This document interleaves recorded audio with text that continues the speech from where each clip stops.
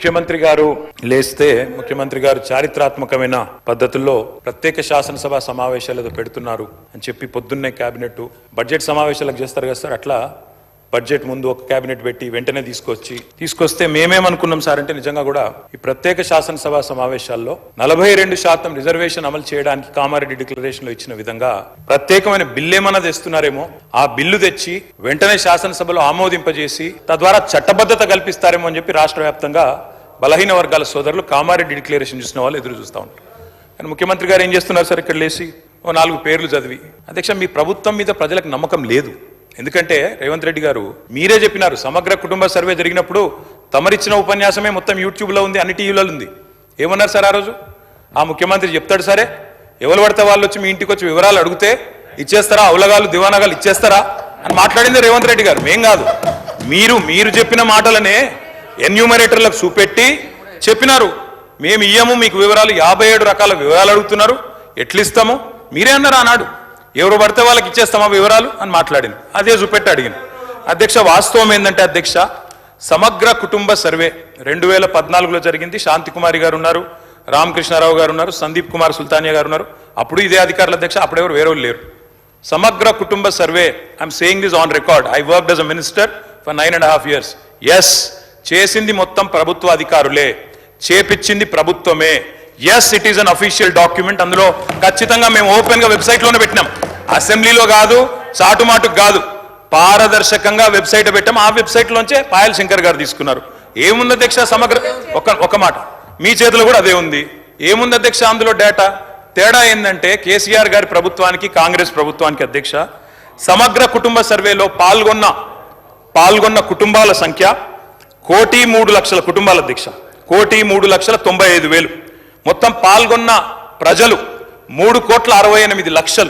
3,68,00,000 జరిగింది ఒక్క రోజులో 24 గంటల్లో రాష్ట్ర వ్యాప్తంగా ప్రతి ఇంటిని ఎన్యూమరేట్ చేసి అత్యద్భుతంగా చేసినాం. మేము చేసిన తర్వాత ముఖ్యమంత్రి గారు నిజంగా ఎంత మిస్లీడింగ్ గా మాట్లాడుతున్నారంటే అధ్యక్ష, వారు అంటారు అధ్యక్ష ఇంతకు మించిన టాపిక్ లేదు అధ్యక్ష, వారు అడిగిన ప్రశ్నకు తప్పకుండా మా ప్రభుత్వం గతంలో చేసిన పని గురించి వారు అనుమానాలు తలెత్తే విధంగా ఏదైతే మాట్లాడినారో దాని గురించి చెప్పాలి అధ్యక్ష.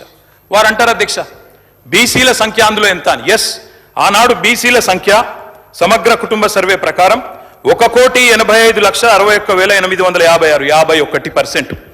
51% బీసీలు ప్లస్ అది కాకుండా ముస్లిం సామాజిక వర్గంలో ఉండే బీసీలను కూడా కలుపుకుంటే 10%. మొత్తం ఆనాడు సమగ్ర కుటుంబ సర్వే ప్రకారం రాష్ట్రంలో బీసీల సంఖ్య 61%. ఈ రోజు రాష్ట్ర వ్యాప్తంగా మేము మాట్లాడడం కాదు అధ్యక్ష, ఇక్కడ మా శ్రీనివాస్ యాదవ్ గారు కరెక్ట్ గా చెప్పినారు.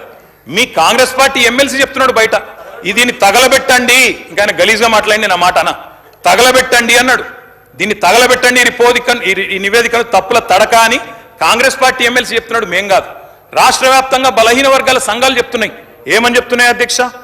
సమగ్ర కుటుంబ సర్వేలో 1,85,61,000 ఉన్న బీసీలు ఎట్లా 1,64,00,000 తగ్గినరు, 51% 46% ఎట్లయిందని అడుగుతున్నారు. శంకరన్న కూడా అదే అడిగింది కదా అధ్యక్ష, తప్పేం అడిగిండు? ఇక్కడ శంకరన్న ఒక్కడే అడుగుతలేడు అధ్యక్ష, బయట మీ కాంగ్రెస్ పార్టీ ఎమ్మెల్సీ మాట్లాడుతున్నాడు, మీరిచ్చిన స్టేట్మెంట్ను మీరిచ్చిన నివేదికను తగలబెట్టమని చెప్పిండు అధ్యక్ష, మామూలు కాదు. ఇంకొక మాట అధ్యక్ష, మేము అనుకున్నాం అధ్యక్ష శాసనసభ సమావేశం ప్రత్యేకంగా పెడితే, ఇవాళ ఏం చెప్పినారు మీరు కొత్తగా? మీరు చెప్పింది ఈరోజు చెప్పింది, మొన్న ఉత్తమ్ కుమార్ రెడ్డి బయట ప్రెస్లే చెప్పింది. ఆయన ఉత్తమ్ కుమార్ రెడ్డి గారు సబ్ కమిటీ చైర్మన్ గా ప్రెస్ మీట్ లో ఇవాళ మీరు చెప్పిన లెక్కలని మొన్ననే చెప్పిండ్రు. ఎందుకు పెట్టిండ్రు మీరు? ఇవాళ మేమేమనుకున్నాం, 42% రిజర్వేషన్ ఇవ్వడానికి చట్టబద్ధత కల్పిస్తూ బిల్లు తెస్తారనుకున్నాం.